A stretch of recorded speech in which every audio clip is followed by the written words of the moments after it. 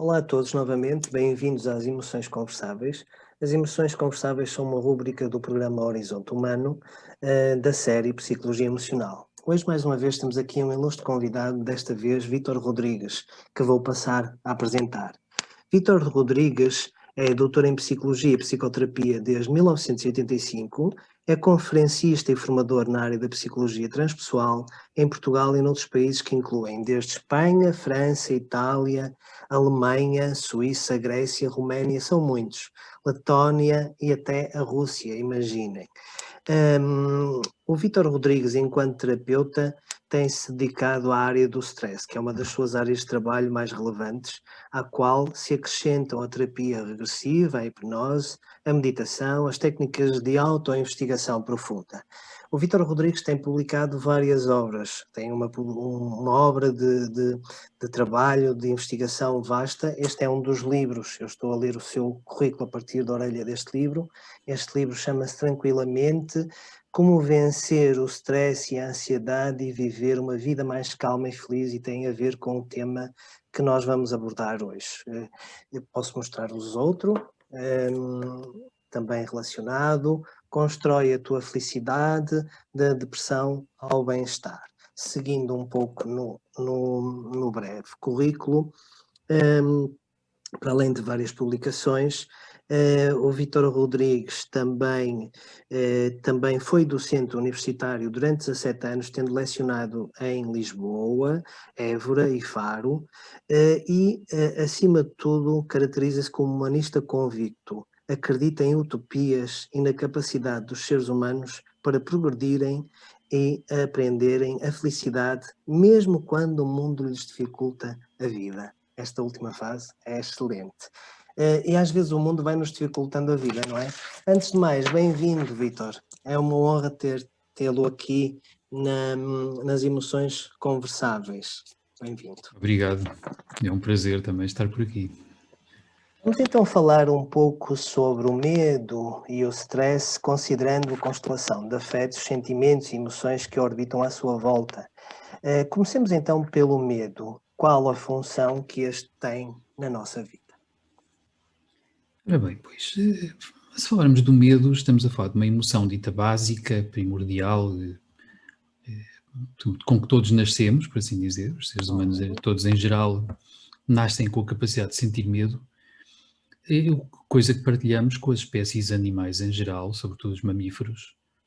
Todos parecem ter o mesmo tipo de emoção, e estas emoções que nós temos inatas costumam ter, supostamente, um papel na nossa sobrevivência, e o medo é uma delas. Portanto, o medo é uma emoção que nos provoca uma espécie de reação de alerta orgânico.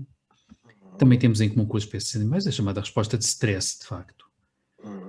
Ou seja, quando um animal ou um humano detecta o que é interpretado pelo nosso sistema nervoso como um sinal de perigo, geralmente o cérebro põe o nosso corpo num alerta, uma espécie de alerta vermelho, em que há realmente uma sequência típica de ativação, com um aumento de tensão muscular, tensão nervosa, com aumento de pressão arterial, o pulso bate mais, a respiração altera-se, até temos um pouco de inflamação, enfim. Mas pronto, isto tudo serve geralmente para que nós, ou animais variados, possamos ter mais força para lutar ou para fugir, enfim, para que lidemos melhor com a tal ameaça iminente. Então, o medo é, acima de tudo, um recurso, como disse, uma emoção básica, não é? Que nós temos a capacidade de o sentir. Acontece que às vezes não temos esse contacto connosco próprios, não é? E às vezes o medo excede-se, não é? E aí ele começa a causar problemas e a provocar danos, não é? E qual a relação entre o medo e o stress, não é? Ora bem, o medo em si, pois, pode, quando se torna excessivo, e de novo, mesmo nos animais também se verifica isso, o medo pode provocar, seja uma espécie quase de paralisia, de incapacidade de ação, por vezes com respostas fisiológicas extremas, como por exemplo urinar-se, etc. Mas também pode provocar, por vezes, umas reações ditas paroxísticas, intensas, de agressividade. Por vezes, até um coelho que costuma ser, por natureza, um animal pacífico, um mamífero muito longe da capacidade predatória, até um coelho pode, numa situação de extrema de medo, pode eventualmente atirar-se a um possível predador, produzindo até talvez danos. Agora, como é que isto se distingue do stress? Ora bem, quando falamos em resposta de stress em termos fisiológicos, ela é desencadeada pelo medo. No entanto, o stress dos humanos é uma coisa um bocado diferente. E aí temos uma questão, é que os animais costumam ter este tipo de respostas que são protetoras, são defensivas, visam que tenham mais força e mais resistência para reagir ao perigo. Nós humanos temos a mesma resposta, mas para bem e para mal dos nossos pecados, nós temos uma grande imaginação, temos uma grande memória, temos toda uma atividade interpretativa constante, mental, acerca dos acontecimentos do que nos rodeia. Então, o que é que acontece? O nosso cérebro dito emocional, o sistema límbico do cérebro, que sem ser por acaso também é chamado por vezes o cérebro reptiliano ou o cérebro primitivo, é muito responsável pelas nossas respostas emocionais de base, mas este cérebro primitivo distingue mal a realidade e imaginação, distingue mal passado, presente e futuro, mas trabalha muito, precisamente, por imagens e por sensações, mais do que racionalidades. Então, quando nós imaginamos que alguma coisa pode correr mal, ou quando nos recordamos de coisas que correram mal no passado, normalmente o nosso sistema de stress é precisamente ativado. E então temos esta questão de ficarmos por vezes agitadíssimos, preocupadíssimos, cheios de medo, por vezes em pânico, à beira do pânico, com coisas que não estão a passar-se. Só estão a acontecer na nossa imaginação. Só que o sistema nervoso não distingue bem a imagem que lá colocamos, que é imaginária, ou que é apenas uma memória, da imagem que está mesmo ali em presença, ao contrário dos animais. Eu costumo brincar com isto, dizendo sempre às pessoas que os perus em véspera de Natal não costumam estar estressados. Se soubessem o que as aguarda, não sabem. Não sabem, não fazem ideia.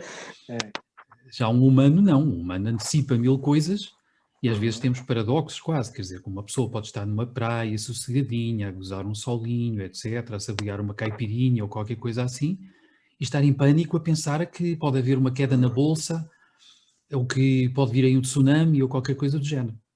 Em vez de desfrutar o momento, porque lá está, aquela imaginação está a trabalhar e a pessoa está a criar as suas próprias imagens aterradoras. E é projetado num futuro catastrófico, não é? Precisamente, que gera ansiedade constante. É quase como se a pessoa fosse retirada de si, do contacto de si, através destas imagens, fica envolta naquelas imagens e deixa de estar em contacto consigo, deixa de estar, por assim dizer, no aqui e agora, aqui corpo, agora presente, não é? Salta para um outro lugar e fica ali um pouco perdido. Mas o Vítor falou aí numa questão que me parece muito importante, é esta nossa capacidade. Para além de nós temos esta dimensão animal também que temos, não é? Mas também somos seres simbólicos, também somos seres que interpretamos, não é? Da mesma forma que somos capazes de projetar o futuro tomados pelo medo, também somos capazes de imaginar um futuro melhor, também somos capazes de poder serenar e acalmar um pouco essas imagens, não é? E ressignificá-las. Exatamente. Felizmente, uma coisa que nós também temos, pelo menos em potencial, como seres humanos, é precisamente uma capacidade de gestão das nossas emoções, da nossa mente, também do corpo. Conseguimos influenciar muitos processos e podemos treinar-nos para isso, podemos desenvolver a capacidade de ter acesso a nós mesmos e justamente interferir nestes processos em tempo real. Por vezes, como disse, de facto é verdade, eu penso que nos afastamos muito de nós mesmos em certas alturas, tornamos-nos menos capazes de agir sobre as nossas emoções também.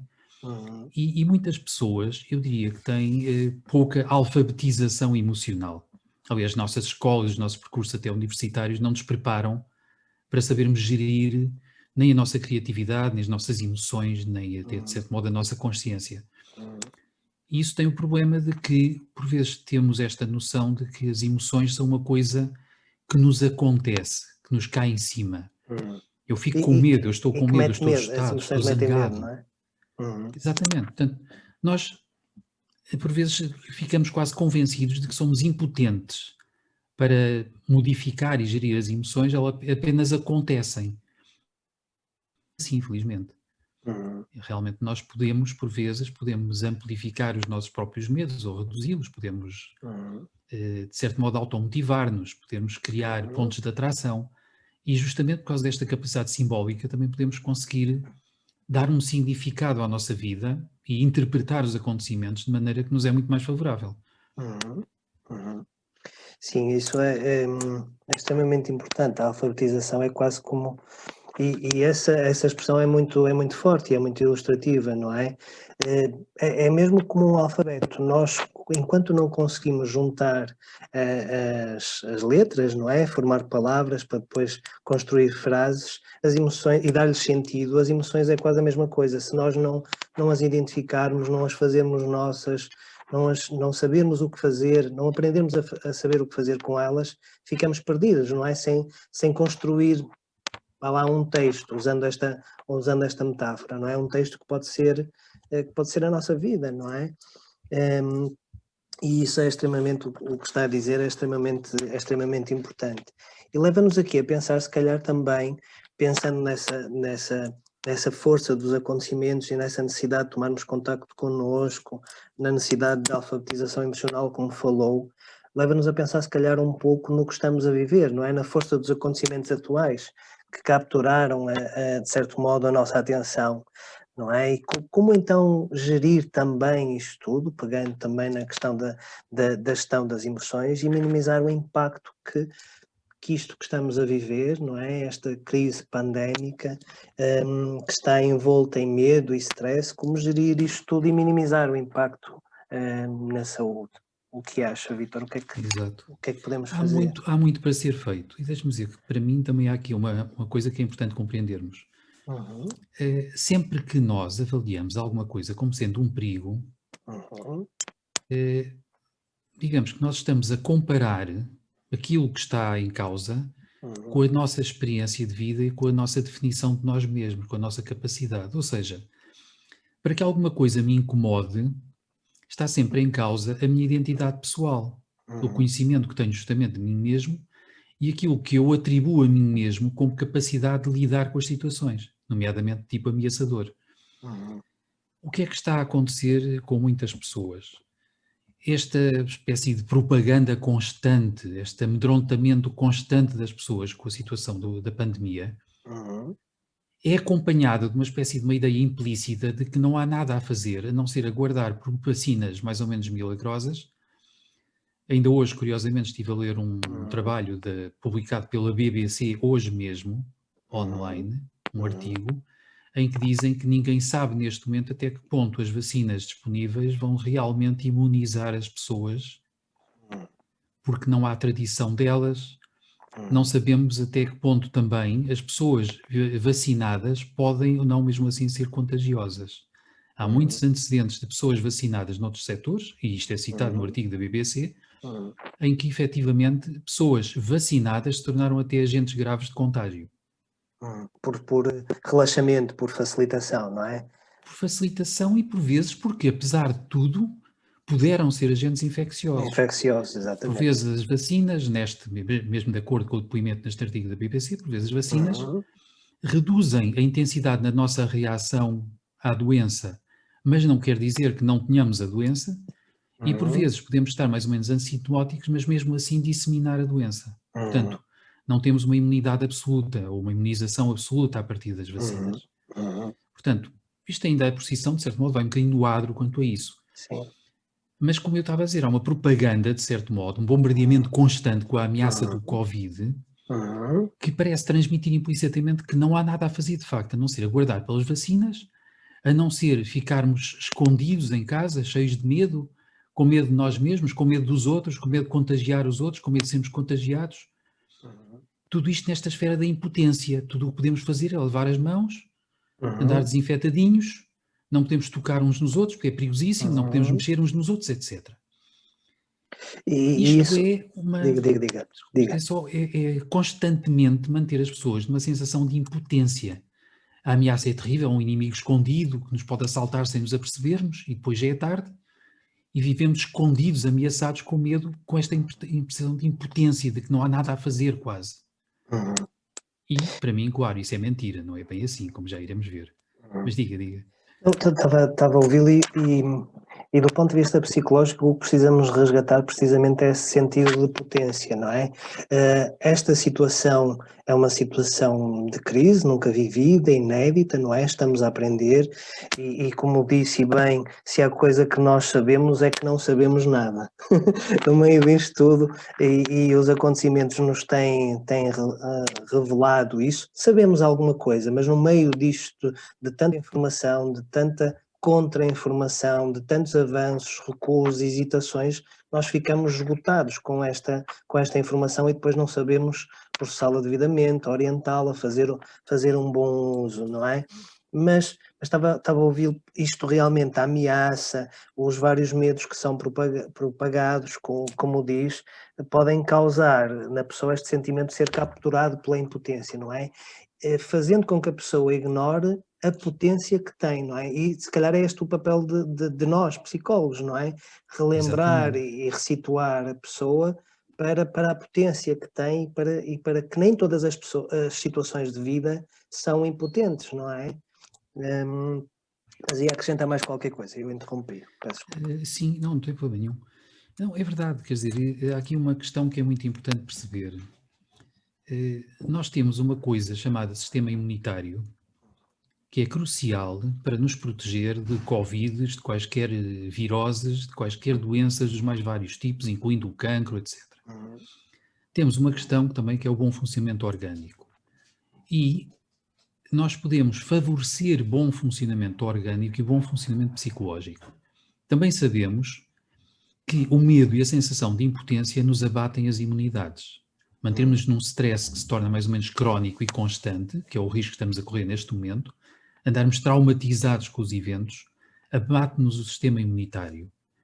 E, portanto, há um departamento que é psicológico, que é desenvolvermos uma capacidade de fazer sentido na vida, de atravessar as dificuldades com sentido, com uma noção de agência, de capacidade de agir, de capacidade de fazer coisas, com um significado que nos ajuda a lidar mesmo com os perigos, digamos.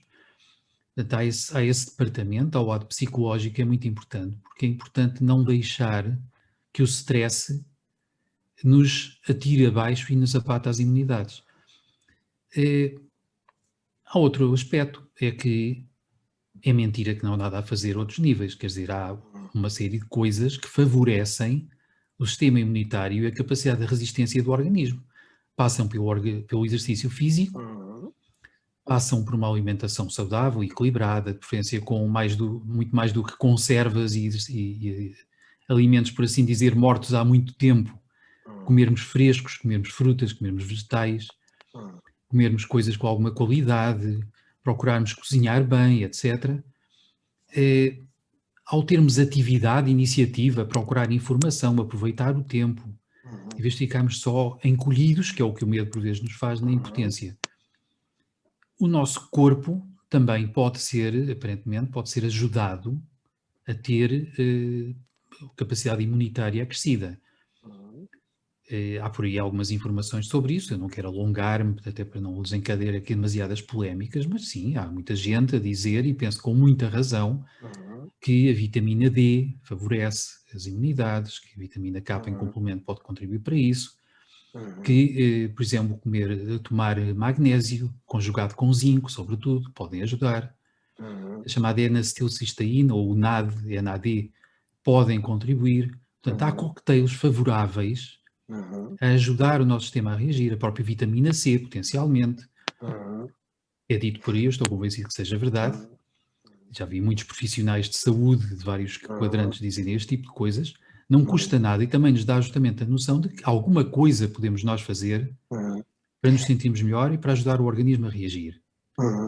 Que é resgatar o que está disponível, esse outro conhecimento ampliado que está cá, não é?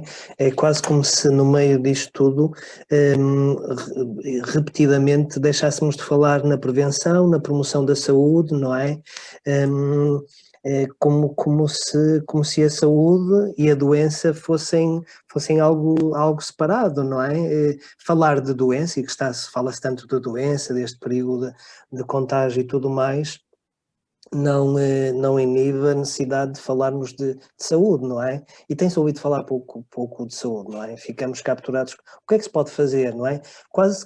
E aqui trazemos aqui outra questão que se calhar é importante e que tem falhado, e que temos que se calhar falar de uma forma clara e objetiva. Tem falhado a comunicação, a forma como se comunica às pessoas, como se comunica a saúde às pessoas, não é?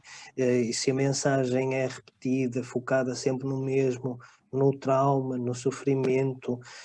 Há dias ouvi um médico psicoterapeuta e psiquiatra português, o Dr. Vítor Cotovio, a dizer que nós, mais do que contas, precisamos de contos. Eu achei muito interessante essa expressão dele, que é muito forte e ilustrativa, não é? Que é nós estamos muito focados nos números, mas o que nós precisamos é saber a história das pessoas, perceber o contexto, não é? E focarmos nisso, não é? Saúde e doença, então, fazem parte de uma mesma roda de vida, e do ponto de vista emocional, o que é que então podemos aprender com uma situação pandémica como esta que vivemos? O que é que acha que podemos aprender e o que é que temos aprendido? Ora bem, para já deixa-me dizer-lhe uma coisa justamente sobre a questão da saúde e da doença. Queira-se ou não, também temos que admitir que há muitos interesses económicos e há muitas pessoas neste momento que veem na pandemia uma oportunidade de negócio. Agora, o problema é assim, para alguns interesses económicos, o que vende e o que lhes dá lucro não é a saúde, é a doença, é a ênfase na doença e no medo. Se de repente a população inteira se tornar muito mais resistente ao stress e muito mais saudável em termos gerais, isso abate alguns negócios. Portanto, digamos que há interesses económicos que não gostam assim tanto da ideia de promover saúde.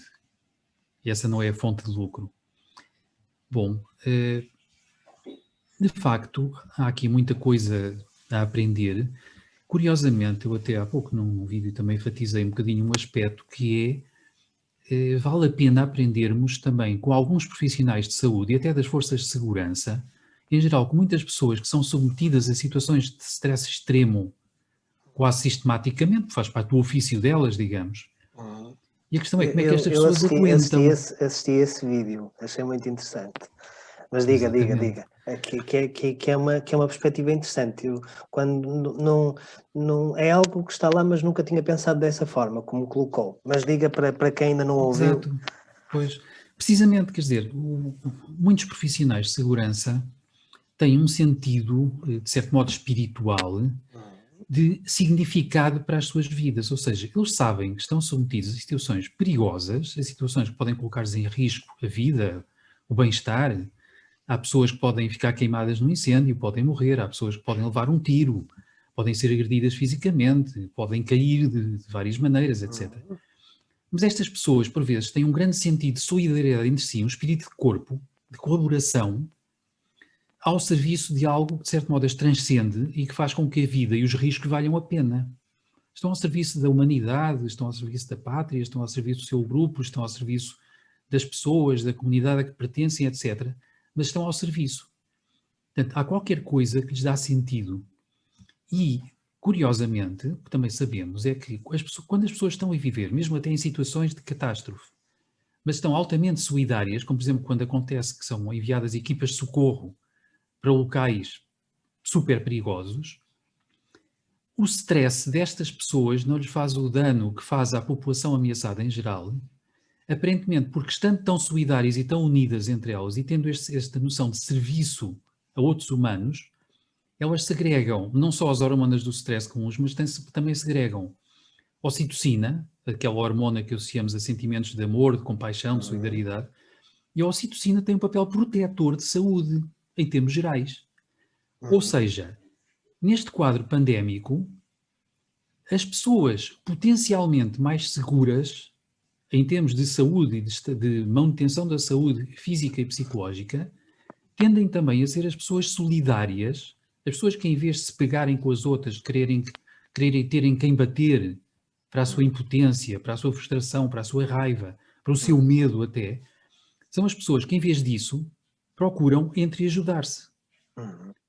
e que encontram nisto uma noção de não, vamos tentar justamente, como o meu amigo está a fazer, a extrair significados do que está a passar-se, aprender com isto, para irmos mais adiante, para que mais adiante saibamos melhor lidar com esta e outras ameaças, vamos conhecer-nos a nós mesmos e as nossas reações para perceber como lidar com elas, como gerir as nossas emoções, para que em vez de sermos abatidos por isto, tenhamos uma sensação de que, ok, se eu cair, caio, mas até lá vou vir com dignidade, vou ter uma razão para estar vivo, vou ter polos de atração que fazem com que, com risco e sem risco, vale a pena andar por aqui.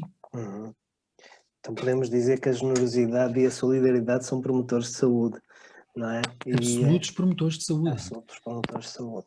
Até nós sabemos que este senso de isolamento que também está a ser sustentado, este senso de isolamento precisa de ser contrariado por um senso de solidariedade, de partilha, de companheirismo com os amigos humanos, conhecidos e desconhecidos que andam por aí, a partilhar esta situação. E, portanto, vamos fazer o possível, por seja como for, manter o contacto com os amigos e com as outras pessoas, ser solidários, colaborar. Isso ajuda-nos a todos. Sim, isso. Eu acho que estava a ouvi-lo e estava a pensar que realmente nós temos que relembrar recorrentemente isso que disse, qual será o nosso sentido e significado, qual será o nosso propósito, e que realmente nós temos um grande desafio no futuro. Nós ainda não sabemos muito bem quais são os danos que vão ficar daqui. Nós já imaginamos, já antecipamos algumas coisas, mas, e é algo que se calhar ainda é cedo para falarmos, mas nós já sabemos que nos temos que preparar para algo que vem aí, que temos que depois dar resposta para todas estas feridas, para todos estes traumas que ficaram aqui. E isso acho que nós, psicólogos e profissionais na área da saúde mental, acho que devemos fazer, e já vamos estar, não é? Nós já vamos fazer um ano cá em Portugal, vamos fazer um ano em março, praticamente um ano em março de pandemia, e há muito pouca intervenção no âmbito da saúde mental, no âmbito da prevenção dos danos emocionais, e isso acho que vai ser a nossa grande avalanche quando isto começar a assentar. E é preciso também nos prepararmos para isso, prepararmos a nós e a população em geral. Eu estava a ouvir o Vítor e estava a pensar, há dias estava a ler o livro e que é curioso o que estava a dizer e reforça o que eu estava a ler no livro do Viktor Frankl, O Homem em Busca de Sentido. E havia lá uma parte em que o Viktor Frankl relata quando chegou ao campo de concentração, quando foi capturado, e claro, ele tem a visão da pessoa e do médico, não é? E ele estava a dizer, paradoxalmente, porque chegaram lá em pleno inverno, foram todos os pelos do corpo, isso é uma imagem impressionante, todos os pelos do corpo foram rapados e eles foram colocados nus perante um frio extremo. E o espanto dele foi que o que era de esperar era que todas aquelas pessoas no dia seguinte estivessem engripadas, estivessem com uma pneumonia, e ele observou precisamente o contrário. Praticamente nenhum, teve problema. O que nos diz também quase de uma tenacidade da vida e de uma força do próprio corpo inconsciente, não é? Para dar resposta a situações extremas. E o corpo tem essa capacidade. Claro que prolongado no tempo causa dano e traz graves consequências, pois sabemos que muitos, aquilo era uma roleta russa, não é? Que muitos, mesmo não tendo ficado doentes logo no início, depois acabaram por adoecer, não é? E o Viktor Frankl também fala um bocadinho nisso, na importância do sentido, eu recordo-me que ele dizia, eu acho que eram 3 coisas que ele determinou quando entrou no campo de concentração, já ia dizer aqui um lapso, mas pronto, não sei porque isto depois podia analisar. Ia dizer um centro comercial, é curioso, é aqui partilho, não sei porque é que eu tive este lapso, mas realmente é tão paradoxal que o que aconteceu que quase parecia uma coisa absurda, não é? Nesse sentido. Mas pronto, depois hei de pensar nisso. E o Viktor Frankl determinou que a primeira era sobreviver, aprender alguma coisa com isso, e colocar os seus conhecimentos de médico ao serviço dos outros. E no fundo ele fez o que o Vítor está a propor aqui, não é? É encontrar sentido, encontrar um propósito e poder aprender alguma coisa com isso, que também é o que estamos aqui a tentar a tentar fazer, não é? Então aprender, o que é que podemos aprender? Aprender este sentido da generosidade, não é? Da solidariedade. Vítor, tendo em conta a sua experiência e esta perspectiva que nos está aqui a trazer, que recursos então temos para enfrentar o medo e o stress numa situação como esta? Já falou um pouco, mas se quiser explorar um pouco mais, e fazendo uma ponte também, que se calhar com os caminhos para a saúde. Que caminhos para a saúde e que recursos é que nós temos, efetivamente, para fazer face a esta situação? Há vários aspectos. Para já, deixa-me dizer uma coisa. Curiosamente, ainda ontem também estive a ver um documentário sobre a Segunda Guerra Mundial e as circunstâncias que levaram os Estados Unidos a entrarem finalmente na guerra, em plena força, com episódios variados. E houve uma coisa que foi determinante, que foi o famoso ataque a Pearl Harbor, em que efetivamente o comandante das forças navais japonesas na altura tem uma célebre frase que disse: "Eu receio que tenhamos apenas conseguido acordar um gigante adormecido", referindo-se muito ao poder industrial dos Estados Unidos da América na altura e atual, claro, mas que foi mobilizado para a guerra. E onde esperavam ter quebrado o espírito americano e ter feito com que os americanos quisessem justamente evitar meter-se com os japoneses e ficassem mais ou menos aterrorizados ou encolhidos com aquele terrível ataque, pelo contrário, quase no dia seguinte estavam aos magotes a inscrever-se para correrem o risco extremo de ir para a guerra. A população estava toda a reagir, a mobilizar-se, vamos enfrentar isto. E é um pouco o que também podemos fazer numa circunstância como esta. Ou seja, vamos enfrentar isto, mas vamos enfrentar isto como gente.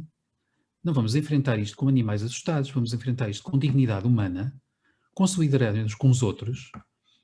Vamos fazer o melhor para manter a nossa saúde física e a nossa saúde mental. Até porque, repare, estas coisas também se refletem a longo prazo depois. Se nós não fazemos isso, arriscamos a que o stress que estamos a passar agora, com os seus efeitos traumáticos, vai refletir-se noutras doenças, piores que o Covid, mas muito conhecidas da medicina, a maior prazo daqui a alguns anos, na nossa vida.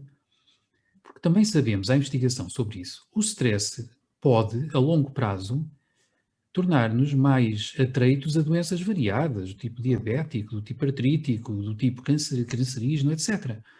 Portanto, vamos agora, como se diz, vamos viver com dignidade e se for preciso morrer, morremos de pé em vez de ser de joelhos.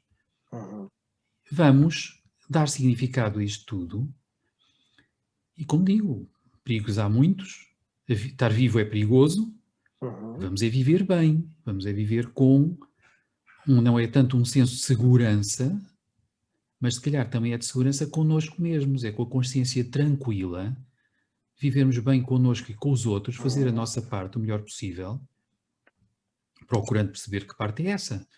Mas há uma parte que é quase direita e inevitável. Todos nós podemos fazer pela nossa própria saúde e pela dos outros. Todos nós podemos zelar pelo nosso equilíbrio mental. Se nós estamos confinados, então em vez de estarmos revoltados com o confinamento, estarmos zangados, estarmos frustrados, estamos tudo isso, vamos aceitar o confinamento enquanto ele tiver que ser, se tiver que ser, mas vamos aproveitá-lo para telefonar aos amigos, para ler aqueles livros que não lemos antes, para ver bom cinema, para visitar museus virtuais, para desenvolver passatempos que antes não tivemos tempo, para desenvolver o nosso trabalho na medida do possível. Vamos aproveitar o tempo, vamos também perceber que também o tempo pode ser gerido. E muitas pessoas confinadas, ok, estão confinadas fisicamente, mas não estão, ninguém consegue confinar-lhes a mente. Podem viajar interiormente, podem desenvolver a sua cultura, podem cultivar o lado artístico, podem procurar a beleza, podem fazer um monte de coisas destas. E isto é absolutamente fundamental. É uma altura para mobilizar a cultura com toda a força, em vez de fazer o que muitos governos estão a fazer, que é deixar cair a cultura sem apoio. Isso que está a dizer é extremamente importante, essa questão da cultura. Mas eu vou provocá-lo no sentido do que disse anteriormente. O que disse anteriormente é válido para um conjunto de pessoas que já têm alguma estrutura. E eu estava a pensar em todos os outros que estas crises trazem ao de cima, que expõem, não é? Aqueles que estão confinados, num espaço bem mais reduzido do que o nosso, que não têm as condições que nós temos, as pessoas pobres, as pessoas que vivem, que partilham esse espaço reduzido com uma família alargada, não é? Como é que, porque no fundo, isso é possível e nós também podemos trabalhar com essas pessoas, é certo, mas o que é certo é que todas as crises expõem todas estas vulnerabilidades e fragilidades que já vinham de trás, não é? Isto não é novidade. E o que é que fazemos a esses? Desculpa a provocação, mas Exatamente. para fazer aqui uma ponte. Claro. Não é muito fácil, diria eu. E isso traz-nos também uma questão, que é o papel que os governos e que os organismos de apoio social podem ter. É preciso, mais do que estar sempre a reforçar, como se diz, a bater no ceguinho, a reforçar o medo e a impotência, mais medo, mais impotência, mais notícias, mais notícias. Temos que dar boas notícias, temos que dar esperança às pessoas. E temos que ensiná-las a lidar com isto. Vamos procurar ajudar as pessoas e instruí-las também para que tenham melhor aceitação umas das outras, para que percebam que estão num barco e que é importante partilhar o espaço desse barco o melhor possível. E isto pode ser ensinado em certa medida, isto pode ser uma mensagem social de extrema e de crucial importância. E não está a ser feito, podia ser feito. Fazer este tipo de coisas é preventivo de futuros problemas até. Portanto, o nosso governo, os governos em geral, e os órgãos de comunicação em geral, e até os órgãos de entretenimento em geral, têm um pouco esta responsabilidade, que é ir ao encontro das pessoas, instruí-las, para que se tolerem melhor umas às outras, para que se aceitem melhor, para que colaborem melhor umas com as outras, para que partilhem melhor os seus espaços. Nós neste momento devíamos estar a instruir as pessoas para criarem jogos de família também, para fazerem brincadeiras em conjunto, para usarem o confinamento de maneira diferente. Isto pode ser feito. Para À maneira, há para se conhecimentos. recriarem, não é? Também é um pouco isso, não ficarmos capturados apenas com o que está a acontecer, não é? E acho que a mensagem que está aqui a deixar e a transmitir e acho que tem a ver com esta necessidade também da própria psicologia, não é? A nossa ciência, que é uma ciência e uma arte, a ser uma psicologia comprometida, não é? Envolvida, claro, fundamentada, mas envolvida, comprometida, não alheia ao que está a acontecer, não fazer de conta que estas coisas que fazem parte do contexto, da convivência, não estão a acontecer, não é? Nós podemos denunciar no bom sentido da palavra denúncia o que está presente e que não é visto, não é interpretado devidamente, que está ausente, não é, da reflexão, não é? E nós sabemos que quando estamos, para usar uma expressão que eu acho que é muito ilustrativa, que disse o Vítor, quando estamos encolhidos não é fácil pensar, não é? Então primeiro temos que desencolher para poder sentir e pensar, e depois as coisas podem tornar outro rumo. Tocou aí num aspecto muito importante e eu acho que pouco falado e muito maltratado, que é a questão da cultura, não é? Do papel da cultura. E do desaproveitamento da função da arte e da cultura que os vários artistas, que as várias pessoas que trabalham nessa área, em conjunto com outros, poderiam fazer nesta altura, não é? Porque o que nós precisamos é sentido e significado, então a arte, a expressão artística pode nos ajudar a integrar e a dar sentido, não é? E isso é extremamente importante, não é? Exatamente. Deixa-me dizer-lhe também uma coisa. Repare, quando falamos aqui também no papel dos psicólogos, veja, por exemplo, a maneira como os órgãos de comunicação estão a trabalhar estes assuntos. Mesmo quando convidam psicólogos e psiquiatras ou outras pessoas para discutirem o lado psicológico da pandemia, a ênfase que procuram é: isto vai fazer mal à cabeça das pessoas? De que maneira é que vai fazer mal? Vai fazer muito mal? E já está a fazer mal? Então, e daqui a mais quanto tempo? Ainda vai ter consequências malévolas? quando o ênfase poderia vir a ser, olha, mas isto também pode estar a fazer bem a alguém? Isto pode ajudar o crescimento e o amadurecimento emocional das pessoas? Isto pode ensiná-las? Elas podem, de facto, como está o meu amigo também a fazer, podem encontrar recursos. Isto pode promover a cultura, isto pode desenvolver novas áreas, isto pode levar-nos a mergulhar em nós mesmos, já que estamos confinados, para nos conhecermos melhor. Vamos aproveitar para conhecer melhor os outros. Isso não é enfatizado. O enfatizado é sempre o lado negativo, é o perigo, é o medo, é tudo isso. E nós podíamos e devíamos realmente ir noutra direção completamente diferente, que inclui, obviamente, a cultura.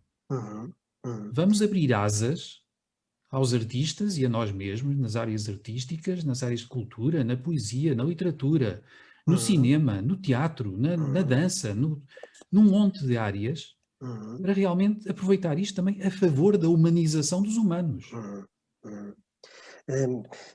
Eu acho que isso é fulcral. E eu gostava de dizer, faz-me lembrar aqui a última frase da orelha do livro, em que o Vítor diz, e bem porque está a ilustrar isso, um humanista convicto que acredita em utopias e na capacidade dos seres humanos para progredirem e aprenderem a felicidade, mesmo quando o mundo lhes dificulta a vida. Há sempre esta possibilidade. Eu estava a ouvi-lo e estava com esta frase aqui na mente. Há sempre a possibilidade de encontrarmos aqui o bom sentido da palavra utopia. Utopia é outro lugar, encontrarmos outros lugares, não é? Nós vivemos num mundo distópico, não é? Quase, nós sentimos sem lugar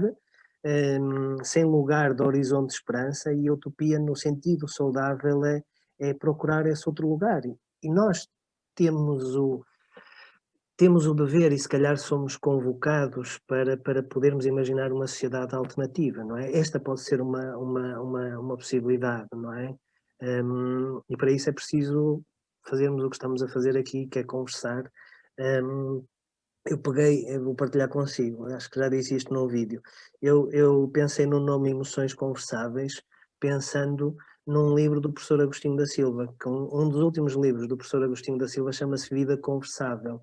E realmente é isto que nos falta, é sentir e fazer com que a vida seja conversável, possa convergir, não é? E só assim é que nós podemos nos imaginar e fazer caminho para outros lugares. E sim, é possível. Eu estou consigo, Vitor. Perfeitamente de acordo. Estou Perfeitamente de consigo. acordo. Então há vários caminhos para a saúde, não é? E esta função da arte é extremamente importante. É um deles. Sem sombra de dúvida. Sem sombra de dúvida. E há aqui uma coisa que também devemos dar alguma importância. Eu falei na humanização dos humanos, sem ser por acaso também. Porque esta questão, por exemplo, das máscaras e deste medo constante uns dos outros tem severíssimos inconvenientes. Um dos inconvenientes é que as máscaras não nos deixam ver a cara dos outros. E a nossa expressão emocional, precisamente, está na face. Está no corpo todo, mas também está muito primordialmente na face, a expressão das emoções. A observação das emoções em nós e nos outros passa pela nossa face. Quando somos privados de apresentar a face, e não é por acaso em conversação, nós gostamos de conversar face a face, é vendo a outra pessoa, olhos nos olhos e face com face, não é? Ver a nossa expressão emocional em tempo real.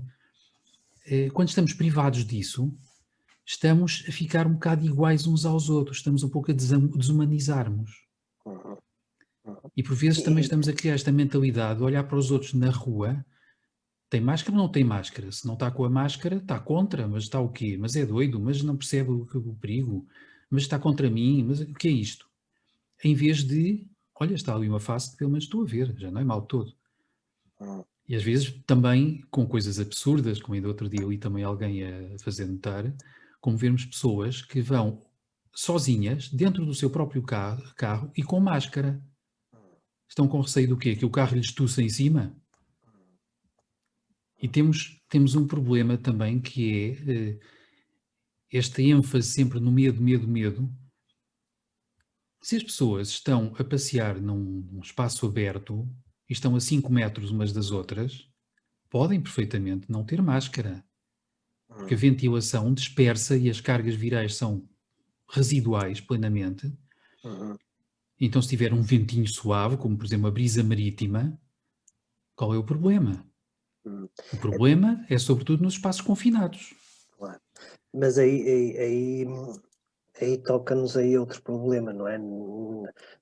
Estamos aqui a refletir num sentido mais amplo, mas a questão é o comportamento geral das pessoas, não é? Se Absolutamente. uns respeitam isso, e isso seria, no sentido que está a dizer, seria se todos tivéssemos essa consciência, mas nem todos temos e sabemos que não está. Mas eu estava a pensar, e até no sentido mais de perante esta situação e a inevitabilidade e o dever que temos de recolhimento, nesta fase pelo menos, e no uso de máscara, estava a pensar também, com tanta tecnologia e com tanto desenvolvimento, se não se poderia ter criado, e poderia, no meu sentido, no meu ponto de vista, uma máscara efetivamente transparente, que protegesse na mesma, mas que possibilitasse. Eu sei que há máscaras assim, não é? Mas poderia-se fazer a um preço bastante mais acessível, generalizado às pessoas. Acho que há tecnologia e há conhecimento para isso e há possibilidade de realizá-lo num baixo custo, e isso minimizava o impacto desta ausência do rosto total, não é? E só isso já teria um impacto positivo dentro do mal que nos está a acontecer, não é? Sim. Isso é interessante. Deixa-me dizer que já há algumas máscaras desse género que estão a ser vendidas, transparentes ou semi-transparentes. Porque o problema, por exemplo, há máscaras que acompanham mais ou menos o feitio da face, Da face. mas ventilam demasiado pelos lados. Portanto, não existe aquela ideia da filtração das partículas e tal, portanto, entra demasiado ar lateralmente. Mas já há quem esteja a produzir algumas primeiras máscaras, e já há alguns meses, que filtram mais lateralmente, mas deixam ver a face. Portanto, têm uma certa consistência a esse respeito. E têm na mesma uma capacidade filtrante. De filtrar, não é? Mas sim, concordo, podia-se fazer muito mais. Muito mais. Vítor, estamos quase a terminar, mas pegando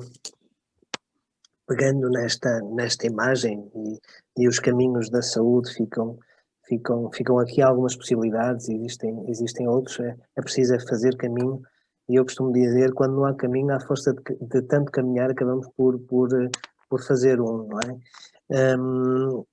E pegando neste último tópico que estávamos aqui a falar, nesta questão do rosto, e simbolicamente, pegando nesta ideia de rosto, de face, que rosto humano é que imagina para o futuro? Isto não estava propriamente no nosso guião, mas acho que surgiu aqui, e esta nossa conversa foi mesmo solta, foram emoções conversáveis. Que rosto, que rosto é este que imagina que vem aí, e o que é que temos que fazer no sentido de humanizar, pegando na expressão que usa? Olha, eu considero-me uma espécie de otimista prudente. Ou seja, eu acho que nós podemos sair disto com uma revalorização da vida humana, justamente com um maior senso de solidariedade entre todos, com uma noção de que vale a pena pensar que todos os outros seres humanos são família, são coabitantes deste planeta. Vamos também não esquecer que há ameaças muito maiores do que o Covid que estão a pesar sobre o planeta e sobre a humanidade neste momento. Falamos de aquecimentos globais, de escassez de água potável, falamos de poluição dos solos, de poluição dos oceanos, poluição do ar. Falamos de uma série de coisas que estão meio esquecidas. E há empresas também a lucrarem com esse esquecimento. Parece que se abafou tudo, não é? Precisamente. Quando isto está mesmo aqui debaixo dos nossos pés e à nossa frente. Está. E são graves ameaças também para a saúde pública, mas ao mesmo tempo também há muita gente, infelizmente, a trabalhar para que isto tudo melhore. Desenvolver tecnologias de despoluição, tecnologias não poluentes, energias alternativas também com muito menos poluição, maneiras de lidar progressivamente melhor com o aquecimento global, maneiras de garantir a potabilidade das águas, de reduzir as contaminações dos lençóis freáticos, etc. Portanto, há gente muito bem intencionada e com grande capacidade técnica também a tentar melhorar estes aspectos. Nós podemos vir a ter, julgo eu, uma sociedade de facto mais justa, mais equilibrada, mais tudo isso. Mas também podemos ter um pesadelo distópico. Ou seja, nós temos que nos bater, julgo eu, continuarmos a bater-nos pela dignidade humana, literalmente pela liberdade, pela democracia, pela colaboração e pela partilha, mas não pelo hipercontrolo de tudo e de todos, nem por uma espécie de gestão hipertecnológica disto tudo.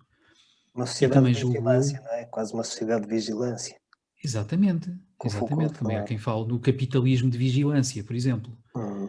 Ora bem, isso para mim tem que ser evitado, porque senão, o que é que poderemos ter no futuro? Um conjunto alargado de seres humanos que estão progressivamente desumanizados. Estão a perder o seu rosto, estão hipercontrolados, têm medo de sair fora de determinadas normas, serão constantemente vigiados para não saírem das normas. Já estamos a assistir a um pouco disso, um pouco a isso. Portanto, temos que nos mover conscientemente para fora disso e ter em mente a sociedade que nós queremos e como é que queremos que ela seja. Não é um retorno ao passado, mas é um avanço para um futuro em que, por exemplo, em vez de um planeta desertificado, tenhamos um planeta jardinado.